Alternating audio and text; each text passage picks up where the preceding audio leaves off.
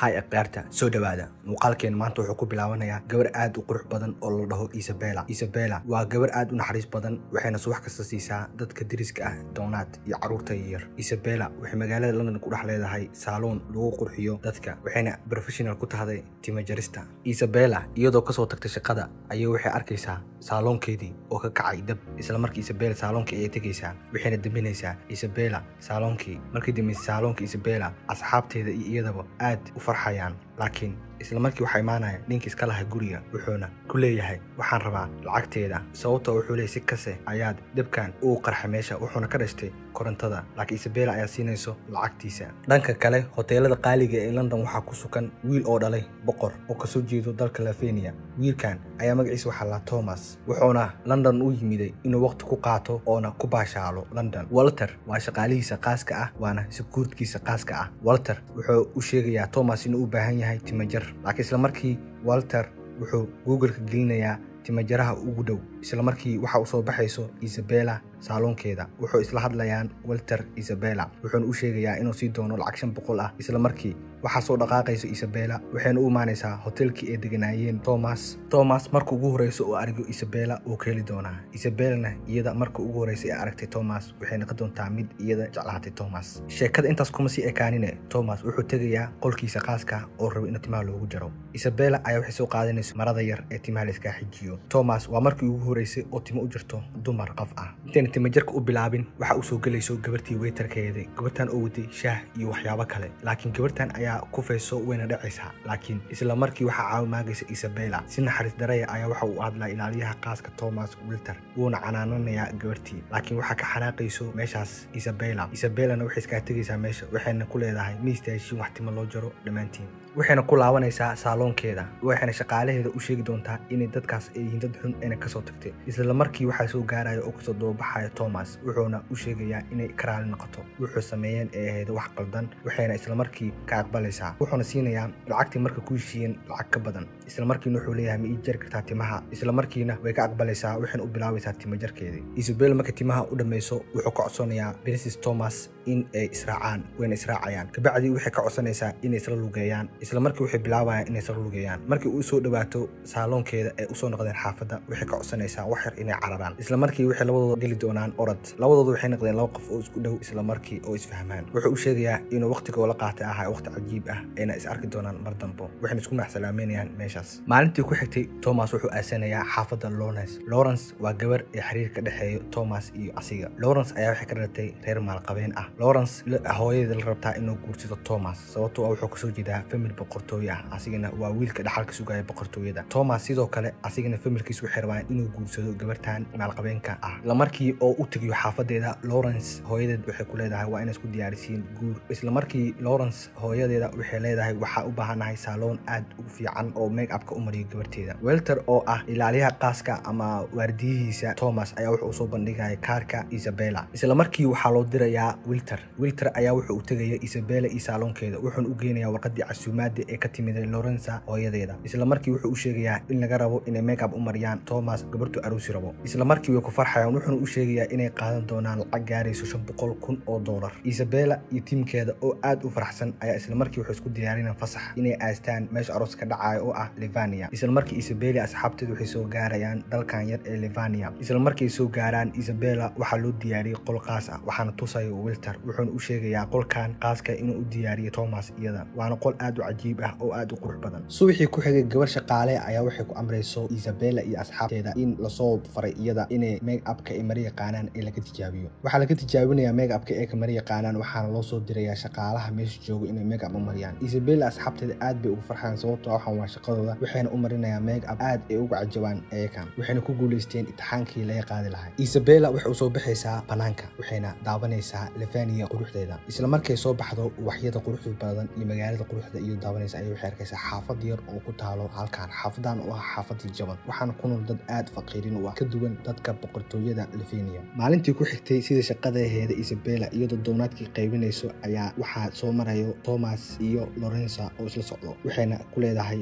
macunaysiin doonaadka Lawrence ayaa ka yaabayso gabarta naxariisteeda iyo waxyaabahay sameynayso Thomasna aad ayuu la dhacayaa ficilada ay sameynayso gabarta Princess Thomas maalintii ku xigtay wuxuu soo qisanayaa dhar iska caadi ah waxayna israacayaan Isabella waxayna isku raacayaan xaafadda faqiiriinta ah. Isabella xaafadda faqiiriinteed markay aad u galaan waxay arkaysaa ciyaar ama dance la dheelayo. Isabella isla markii waxay gelaysaa dansigii ama ciyaartii dadka dheelayeen. Princess Thomas asiga uu ka baqaya xaafadan ama dadkan faqiiriinta ah, laakiin isla markii waxa ka ba'ayso cabsidii uu ka qabay xaafadan wuuna soo dhexgalayaa asiga. Kedheesha xafladda ay dhamaato, Isabella waxaa soo wadayso gabar yar ay isla ciyaarayeen. gabartan ayaa waxay keenayso meesha ay wax ku bartaan. meesha ay wax ku bartaan ma taalo kuraas iyo wax ku filan, waxayna u sheegaysaa inayna haysanin waxyaabaha qaarkood ee laga haysto iskoolada. Isabella iyo Thomas waxay isku helayaan jaanis ay ku sheekaystaan, waxayna imaanayaan meel ayagoo daawanaya xidigaha, sababtoo ah Isabella ayaa ka hesho inay daawato xidigaha. isla markii Thomas iyo Isabella waxay isku sheeganayaan waxaan jecel aan dhihi karin laakiin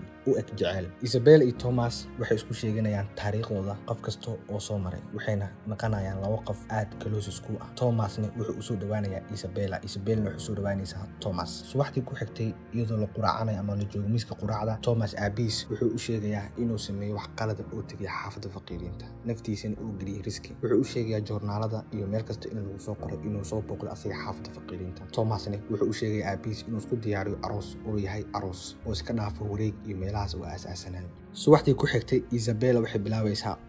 ololahaas oo ah in lagu caawiyo caruurta iskoolada dhigta ee xaafadda faqiiriinta. Isabella warqadda waxay u qaybinaysaa waalidiin fara badan iyo dad fara badan ayay u qaybinaysaa. waxaa ka qayb qaadan doono ololahan Thomas iyo Isabella. sidoo kale waxay weydiinaysaa qolada cuntada kariso ee guriga joogto inay ka caawiyaan eeka inay kariyaan cunto free ah oo dadku ku sadaqaystaan. aad ayay ku farxayaan arrintan wayna kusoo dhaweynayaan Isabella. maalintii ku xigtay waardiyaha guriga ayaa wuxuu u sheegay inuu soo gaareen hadiyado fara badan, wuxuuna u sameynayaa store oo ku xareeya hadiyadahaas ayay Isabella ka yaabi doontaa wayna ka heli doontaa. markii waxaa soo gaaraya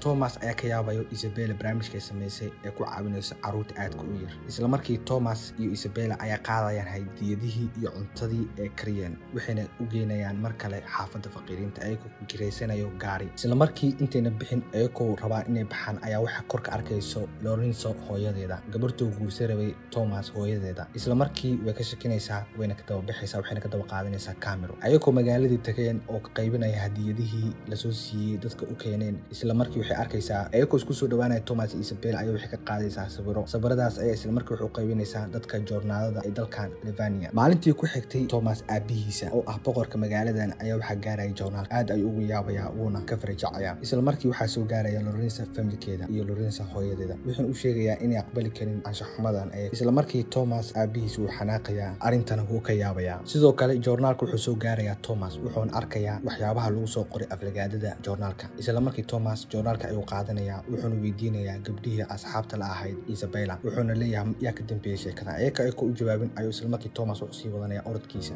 isla markii wuxuu arkaya Isabella oo boorsadeeda xirxiranayso qaadanaysana baawur taxi ah, waxayna u sheegaysaa inay bixayso iyada, waxayna u sheegaysaa inayna rabin inay wax caqabad ah ku noqoto arooskiisa Thomas, waxayna u sheegaysaa inay ka codsadeen familka Thomas inay iskaga tagto iyada meeshaan. kumaysan faraxsanin Isabella inay meesha ka tagto, waxayna gacantiisa sii daynaysaa ama ka fuqaysaa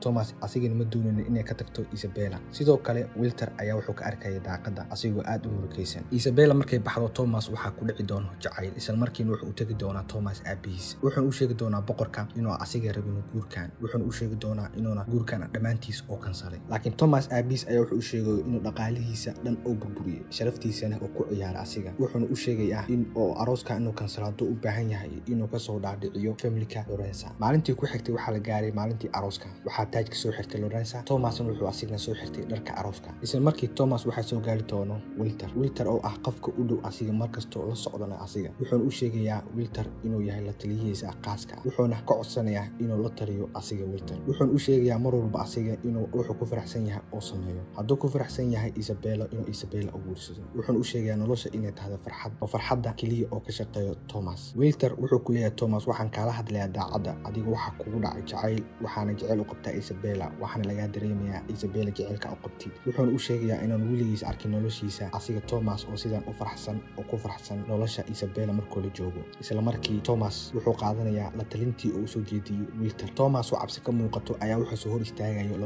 Lorenzo markuu soo hor istaago wuxuu u sheegi doonaa in arooskan kansalay laakiin Lorenzo ma ahan mid iyada ku xanaaqdo ama wax ka muujiso cabasho ah laakiin isla markii way ku farxi doontaa iyada waxaan u sheegi doontaa sidoo kale inay rabtay arooskan inay iyada kansasho waxaan u sheegaysaa inay iyada la socoto qof kale ee ku qasbayso hooyadeeda Lorenzo iyo Thomas way isku hambalyeynayaan waxayna ku kala tagayaan meeshaas Lorenzo waxay u tagaysaa familkeeda waxaan u sheegaysaa in arooskaas dhamaanteed ay iyada kansashay Isabella ayaa waxay dib ugu soo laaban doonto magaalada London waxayna u imaan doontaa saalonkeeda oo gubtay waxa ku farxi doono shaqaalaha saalonka ka shaqeynaya markay arkeen Isabella laakiin inuu ogyahay camal waxa sugayay ninka iskale guriga wuxuu u sheegayaa inuu saalonka gubtay markale koronto Isabella ayaa markaan iyadoo ka cabsoonin wuxuu u sheegi doonto inuu guriga wax ka qaldayn korontadiisa iyo sidiisa kalabo waxay u sheegaysaa inay nasiineen wax lacag galka waxayna ku leedahay korontada waa inaad bixisaa oo adiga aad samaysaa adiga ayaa laga rabaa inaad lacag aad bixiso sababtoo ah korontada guriga ku jirto ma ahan mid saxan asigoo xanaaqsan oo showsan ayuu meesha iskaga xariiri doonaa waxaana ku qosli doona shaqaalaha dhamaantood maalintaas habeenkeeda Isabella iyo familkeeda ayaa waxay qabeen xaflad dhaxbartankeeda Isabella ayaa waxay isku dayayso inay banaanka soo baxdo isla markii waxay isku dayaysaa Isabella inay qaadato habo wayna ku leersanaysaa banaanka laakiin isla markii Isabella waxay maqlaysaa cod faras waana wiilkii boqorka ee Thomas ayaa wuxuu wato faras isla markii wuxuu soo korayaa meesha jaranjarta Isabella wuxuuna u sheeganayaa jecelkiisa Isabella wuxuuna u sheegayaa inuu soo kansalay arooska dhamaantiis waqtigaas waxaa gaariga qaaska ee Thomas waday Wilter waxaana saarnay asxaabtii Isabella oo uu soo tagtay magaaladaas Lefania isla markii Thomas wuxuu ka codsanayaa inay faras isla soo raacaan isla wada baxaan isla markii Isabella ay ka yeelayso farastii ayana isla soo raaci doonaan asxaabta deriska ahaa ee Isabella iyo familkii Isabella ayaa daaqadaha ka maxsalaamay doono wayna u hambalyeyn doonaan filimkeena maanta wuxuu ku dhamaanayaa halkaas inta filimka camal ku kulmeen waxaan kaga tagayaa wassalaamu calaykum